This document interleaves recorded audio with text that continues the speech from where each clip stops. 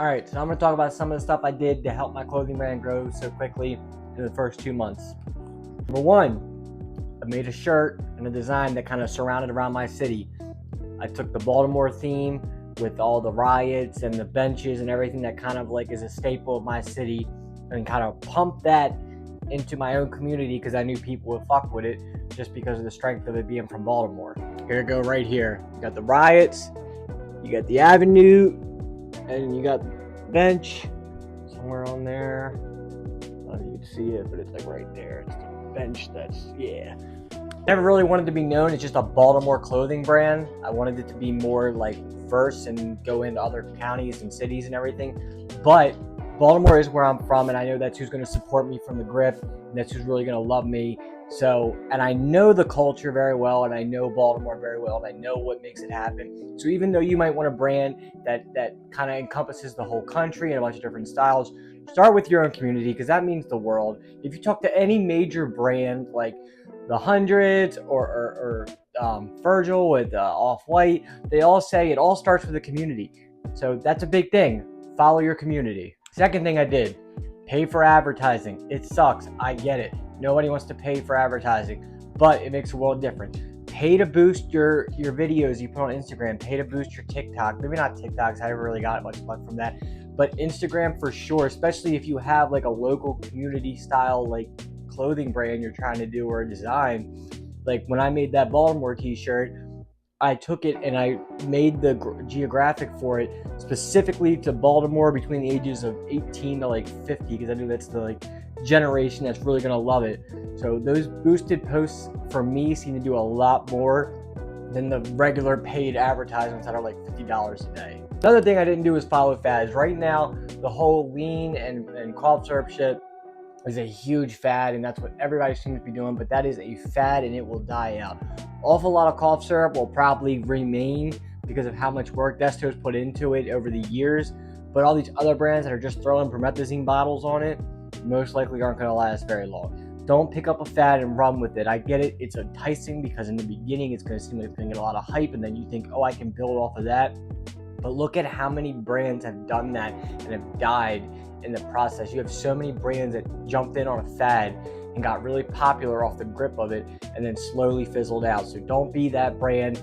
Find something unique. As corny as it is and how stupid it is to say, find something unique and just push the shit out of that. Another thing is no publicity is bad publicity. When I first started, I made tons of videos, went on every podcast I could, took every video I could and just threw it out there knowing that more than likely none of them are going to really get any views, but the more people hear about it, the better it is. Really push on the fact of your quality if that's what you're pushing for. For me, I really pushed on quality. As you see, my shirts, they hug the neck real tight and they're real heavyweight. And I pushed that real heavy because people knew at the end of the day that when they got it, even if they couldn't say it's a huge brand and it's like a Supreme, it's going to be a quality fitting shirt and it's going to look good. And that was really what I pushed off of. Another thing, give it out to people. It sucks and you want to have people support you, and that's great, and eventually they should. You shouldn't just give it out to anybody. It's kind of like at your own discretion thing. But the more people you have out there wearing your stuff, the more other people think it's popular and the more people are going to buy it, and that's the way it's just going to go. So in the beginning you're going to have to give out a bunch of free stuff, and it just is what it is. Just live with it and keep it pushing. The first 2 months, anybody who asked me for a t-shirt, I gave it to them. I gave them any design they wanted. I said, go on the website, pick out whatever you want, and I'll give it to you. And just like send me a picture of you wearing it and post it on your Instagram or post it on your website. So it's kind of like free modeling and free advertising at the same time, but the cost of a t-shirt, which is like $15. Don't be afraid to hit up every influencer you possibly can to see if you could send them free stuff or to see if you can get them to promote it for you. Do it. It makes a difference. If they see these influencers are rocking with it, then they're going to rock with you. It makes a world of difference. Make sure you hit up the Instagram followers and hit up all the influencers and and everybody you can, and have them try to push your shit for you, even if it costs you a little bit in the beginning. Do not get frustrated if you jump out there right away and you just don't think your designs look good. I did in the beginning, and I was like, man, this stuff looks terrible. But over time, I grew and I learned more tricks, and it really seemed to like kind of grow with me to where it is now, to where I can actually pretty much come up with really good designs and illustrate them myself. Another thing that people don't really talk about is there is something called exposure software. iCandy 7 is probably one of the biggest ones, where in the beginning, if you can't really come up with a lot of good designs and you don't have a whole lot of Photoshop experience, you get this program called iCandy 7. And what it does is it's kind of like a plug-in program, and it's super easy to use. All you do is you download it, it automatically goes into Photoshop, and then you go into filters, you scroll down, it says exposure software, click over iCandy 7, and it comes up with a bunch of different designs, real simple, and you can like play with them and kind of move them around. And it has like a flame thing, a drip effect, steel effect. It has all these different effects, and if this video gets any traction and people want to see more of what it can do, I will make one. But that is a huge help when you're first starting out. Funny, I get it, it's streetwear, and streetwear is more like a cultural where you don't be funny or serious, but be funny. The more people are amused, the more people are going to want to buy.